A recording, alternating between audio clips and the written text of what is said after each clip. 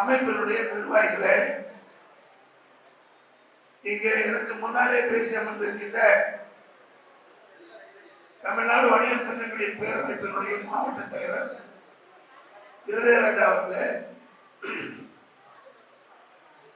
நாடார் பேரவையினுடைய கோவை மாவட்ட செயலாளர் அருமையண்ணாச்சி ஆர்.எஸ். கணேசன் அவர்களே, அருமையண்ணன் பொன் செல்வராஜ் அவர்களே, மானசாமி என்கின்ற சந்திரன் அவர்களே, மிக அருமையாக பேசி அமர்ந்திருக்கின்ற ராஜா ஷரீப் அவர்களே, திராவிட முன்னேற்ற கழகத்தை சார்ந்த அன்பு தம்பி ஆண்டுதோறும் அதிக நேரம் பேசுகின்ற இந்த நண்பர் வேலை பணி காரணமாக தாமதமாக வந்தாலும் தொடர்ந்து கலந்து கொண்டிருக்கின்ற ஆர்வத்தின் மீதியானவரையும் மற்றும் மேடையில் இருக்கின்ற பல்வேறு காமராஜருடைய தொண்டர்களையும் இந்த அமைப்பை சார்ந்த காமராஜ் தொண்டர்களையும் இங்கே வருகை தந்திருக்கின்ற அனைத்து பெரியோர்களையும் தாய்மார்களையும் குழந்தைகளையும் அனைவரையும் தலைமை ஆசிரியர் இங்கே இருக்கின்ற பள்ளியினுடைய தலைமை ஆசிரியர் அவர்களையும்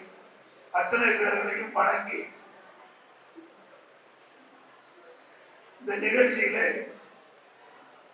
வழக்கம் போல் என்னை கடைசியாக பேச வைக்கின்ற காரணம், அத்தனை பேரும் சொல்லி எல்லா காரியத்தையும் முடித்துவிட்ட பிறகு எனக்கு ஒரு பரீட்சை வைப்பது போல என்னை கொண்டு நிறுத்துவார்கள். அதுபோலதான் இன்றைக்கும் நிறுத்தி இருக்கின்றார்கள். இன்றைக்கு அத்தனை பேரும் அருமையாக பேசினார்கள்.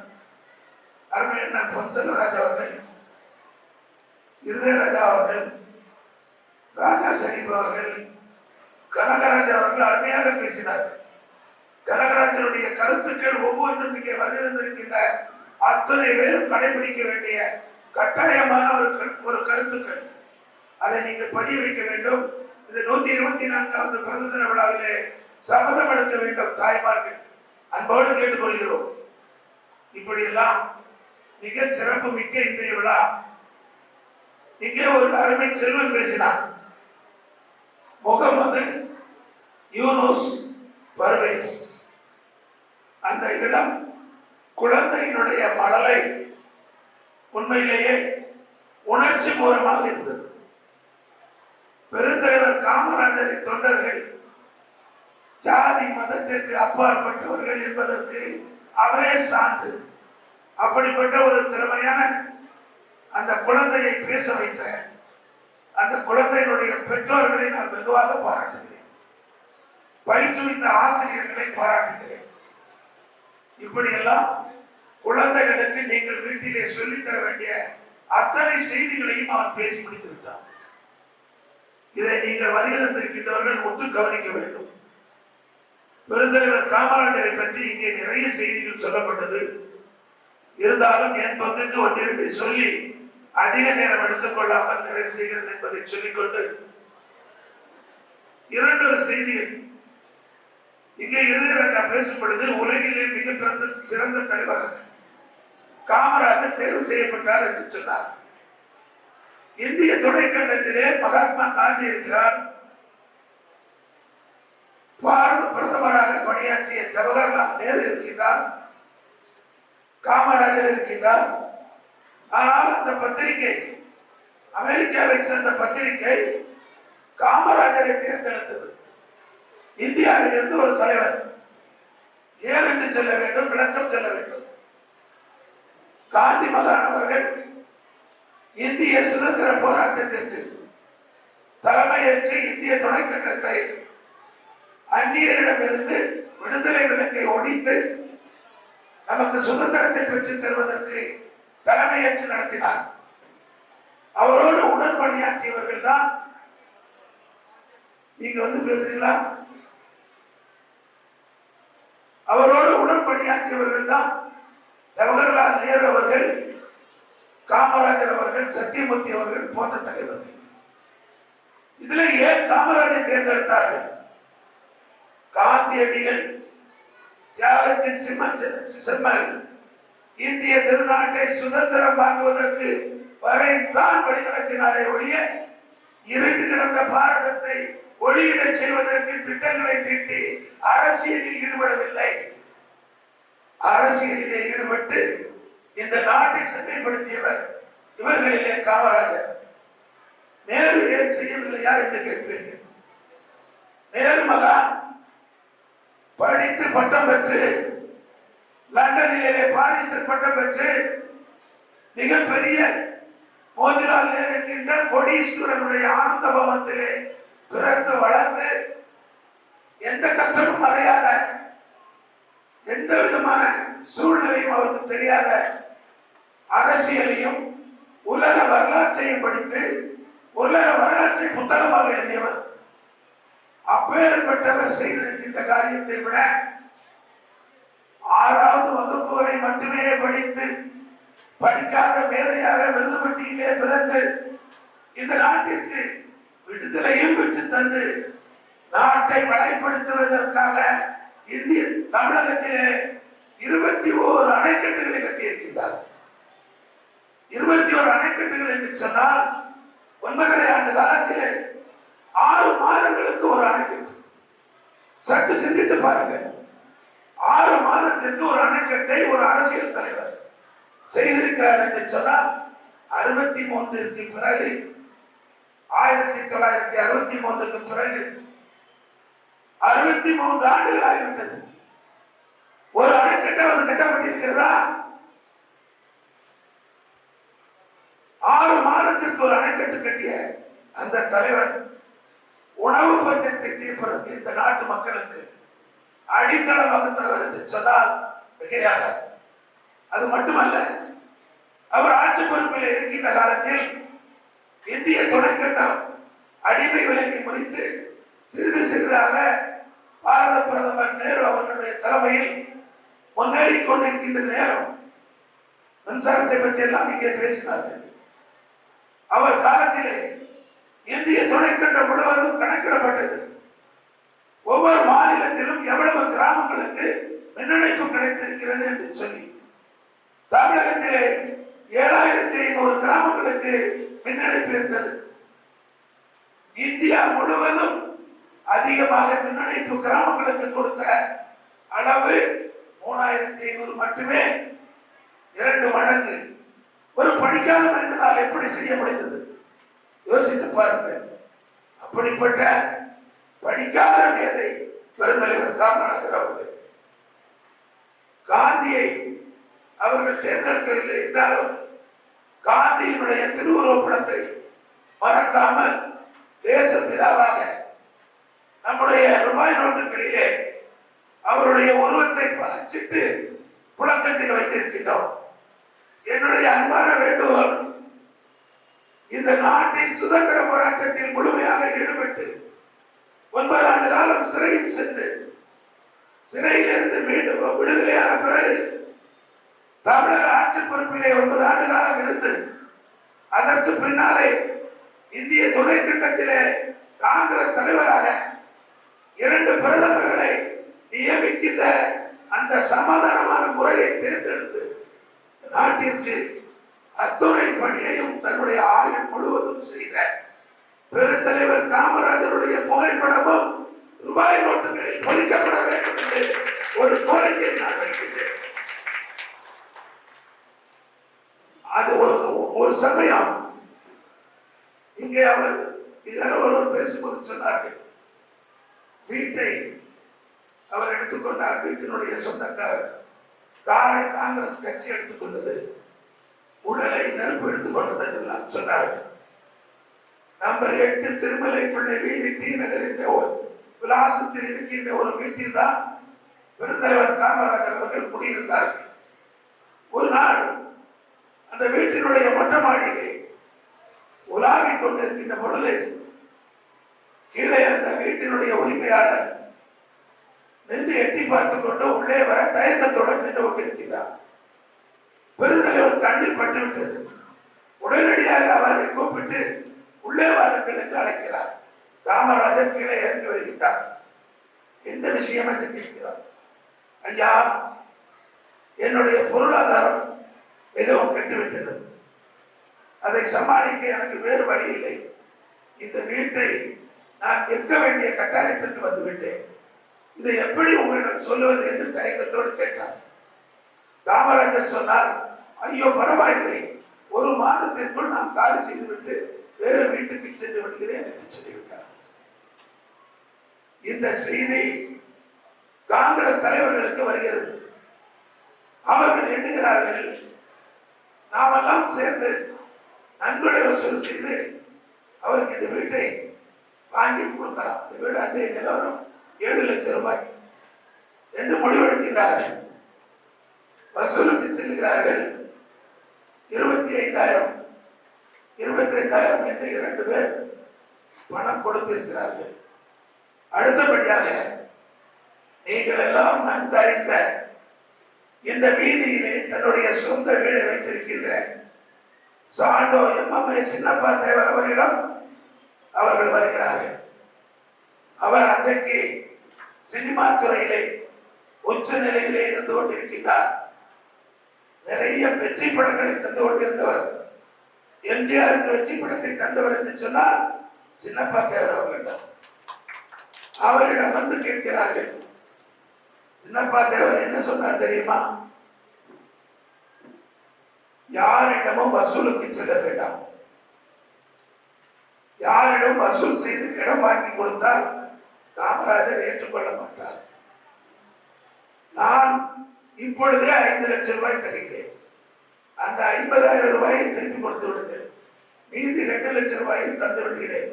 நான் தந்ததாக கூட சொல்ல வேண்டாம், வீட்டை கிரயம் செய்து கொள்ளுங்கள் என்று சொல்லிவிட்டார். யார்? நம்முடைய ராமநாதபுரத்தை சார்ந்தவர் MMA சின்னப்பா தேவர். இந்த பகுதியிலே குடியிருந்தவர். ஏன் அப்படி சொன்னார்? அவரை புரிந்து வைத்திருந்தார். இவரும் ஒரு படிக்காத மேதை. தன்னுடைய குஸ்தி திறமையினால் சினிமாவுக்கு வந்து வெற்றி படங்களை குவித்து தந்த அந்த பெருமகனால் அன்றைக்கு அப்படியே செய்திருக்கிறார். இப்படியெல்லாம் இங்கே காமராஜருடைய சிலையை பற்றி சொன்னார்கள் RS கணேசன் அவர்கள். இன்றைக்கும் 124 ஆண்டுகளானாலும் கடந்த வாரம் கோயில்பட்டியிலே 7.5 அடி உயர வெங்கல சிலையை சரவணா ஸ்டோர் உரிமையாளர் லெஜண்ட் சரவணன் திறந்து வைத்திருக்கிறார் என்ற செய்தி யாருக்கெல்லாம் தெரியும் என்று தெரியவில்லை. ஒரு வாரம் ஆகிறது. லெஜண்ட் சரவணன் ஒரு சிலை, காமராஜர் சிலையை கோயில்பட்டியிலே திறந்திருக்கின்றார். இன்னும் ஒரு வாரத்தில் தூத்துக்குடி அருகிலே இருக்கின்ற முத்தையாபுரத்தில் நான் சிலைக்கு வாங்குவதற்கு ஏற்பாடு செய்து கொடுத்த பணத்தில் சிலை வாங்கப்பட்டிருக்கிறது. அந்த சிலையும் திறக்க இருக்கிறது. இப்படி 125 ஆண்டுகளானாலும் அவருடைய சிலை திறக்கப்பட்டுக் கொண்டே இருக்கும். பொள்ளாச்சியிலே சிலை வாங்கப்பட்டு பொள்ளாச்சி சிறு வியாபாரிகள் சங்கம் என்று சொன்னால் ஹரிகிருஷ்ணன் என்று ஒரு அண்ணாச்சி இருந்தார். அவர் காலமாகிவிட்டார். அவருடைய தீராத ஆசை பெருந்தலைவருக்கு சிலை வைக்க வேண்டும் என்று. சிலை வாங்கியாகிவிட்டது. அவர் உயிரோடு இல்லை. கட்டடங்கள் கட்டி முடிக்கப்பட்டிருக்கிறது. விரைவிலே அங்கே ஒரு சிலை திறக்கப்பட இருக்கின்றது. இப்படியெல்லாம் காமராஜருக்கு சிலை வைக்கின்ற தொண்டர்கள் இன்னும் இருந்து கொண்டிருக்கின்றார்கள். ஏன் இருக்கிறார்கள்? காமராஜருடைய அமைச்சரவையிலே 7 மந்திரிகள் தான் இருந்தார்கள். அதிலே சில அமைச்சர்கள் பிற்காலத்திலே தங்களுடைய வயது மூப்பு காரணமாக ராமையா என்கின்ற மந்திரி இறந்த சமயம் சென்னையிலே தன்னுடைய சொந்த ஊருக்கு அடக்கம் செய்ய அவரை எடுத்து செல்ல கூட அந்த குடும்பத்தில் பணம் இல்லை. எண்ணி பாருங்கள், ஒரு அமைச்சர் இறந்து விட்டால் அவரை எடுத்து செல்ல அந்த வீட்டிலே பணம் இல்லை என்றால் காமராஜரோடு இருந்தவர்கள் எப்படி இருந்திருப்பார்கள்? நீங்கள் எல்லாம் நினைத்து பாருங்கள்.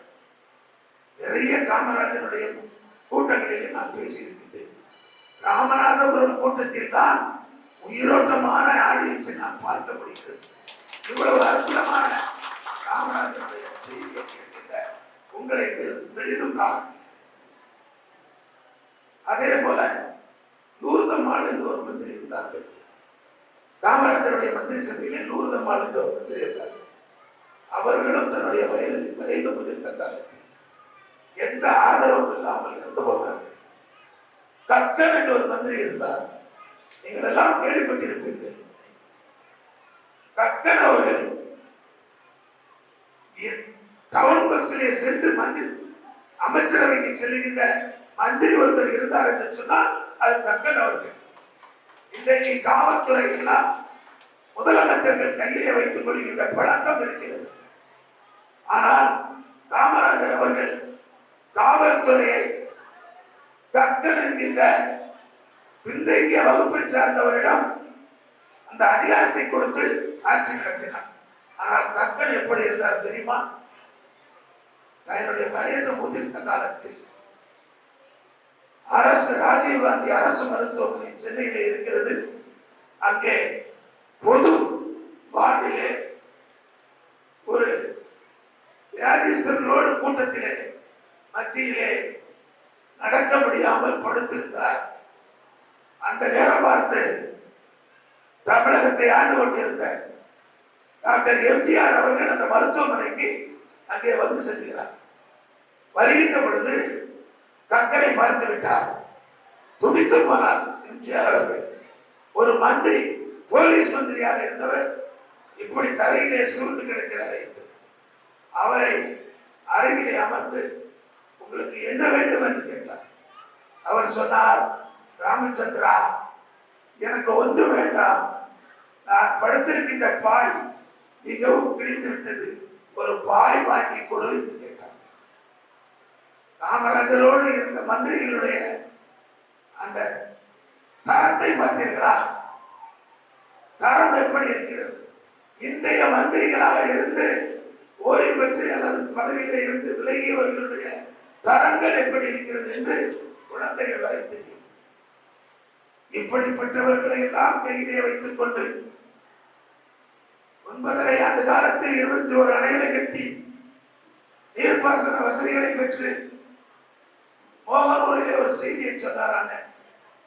மோகனூரிலே இன்னொரு செய்தியை சொல்ல வேண்டும்.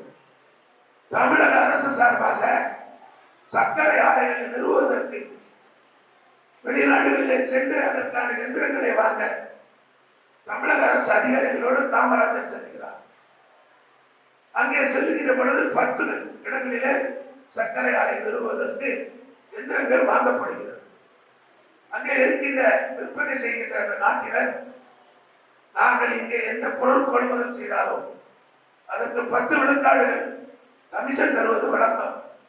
10 எந்திரங்கள் வாங்கி இருக்கின்றீர்கள், உங்களுக்கு எவ்வளவு தர வேண்டும் என்று உங்களுடைய முதலமைச்சரிடம் கேட்டு சொல்லுங்கள் என்று சொன்னார். காமராஜருக்கு செய்தி வந்தது. காமராஜர் என்ன செய்தார் தெரியுமா? 10 விழுக்காடுகளுக்கு பதிலாக 11ஆக இன்னும் ஒரு எந்திரத்தை சேர்த்து கொடுத்து விடு என்று சொல்லிவிட்டார். அந்த சர்க்கரை ஆலை தான் மோகனூரிலே இன்றைக்கு சர்க்கரை ஆலையாக இருக்கிறது. இதே போல நூற்பாலைகளுக்கு எந்திரங்கள் வாங்குவதற்கு கொழு சென்றது. அங்கேயும் இதே நிலைமை.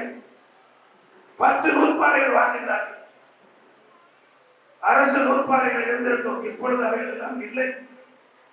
இருந்தது நம்முடைய மேம்பாலத்திற்கு அருகிலே பூட்டி கிடக்கிறது. அது ஒரு அரசு நூற்பாலை. அதுபோல 10 நூற்பாலைகளை வாங்குகிறார்கள். அந்த நூற்பாலைகளுக்கும் அதே போல் 10 விழுக்காடுகள் கமிஷன் தருவதாக சொல்கிறார். காமராஜர் சர்க்கரை ஆலை வாங்கியது போல 11வது நூற்பாலையும் சேர்த்து வாங்குகிறார். அந்த நூற்பாலை தான் கோயில்பட்டியில் இயங்கி வந்த நூற்பாலை. இப்படி தனக்கென்று ஒரு பைசா கூட எடுத்துக்கொள்ளாமல் இந்த நாட்டுக்கும் நாட்டு மக்களுக்குமாகவே வாழ்ந்து, ஏழையாக பிறந்து ஏழையாக வாழ்ந்து ஏழையாகவே மறைந்த உத்தம தலைவனுடைய நற்செயல்களையும் பண்புகளையும் உங்களுடைய குழந்தைகளுக்கு நீங்கள் சொல்லி வளர்க்க வேண்டும். இன்றைக்கு இருக்கின்ற அரசியல் தலைவர்கள் எங்கிருந்து வருகிறார்கள்? மக்களில் ஒருவராக இருந்துதானே வருகிறார்கள். மக்கள் சரியாக இருந்தால் அங்கிருந்து வருகின்ற அரசியல் தலைவர்கள் சரியாக இருப்பார்கள் தானே. உங்கள் குழந்தைகளை எல்லாம் அப்படி வளர்க்க வேண்டும் என்று தாய்மார்களுக்கு நான் கேட்டுக் கொள்கிறேன்.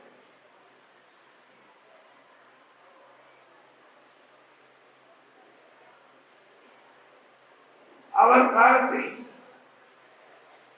மின்சாரத்திற்கு, தொழிற்சாலைக்கு, அணைக்கட்டுகளுக்கு, நீர்ப்பாசன வசதிகளுக்கு, கல்வி சாலைகளுக்கு அத்தனை முக்கியத்துவம் கொடுத்து அத்தனையும் தன்னுடைய குறைந்த வரி வருவாயிலிருந்து சிறப்பாக செய்த பேரு புகழுக்கும் சொந்தக்காரர் பெருந்தலைவர் காமராஜர் அவர்கள்.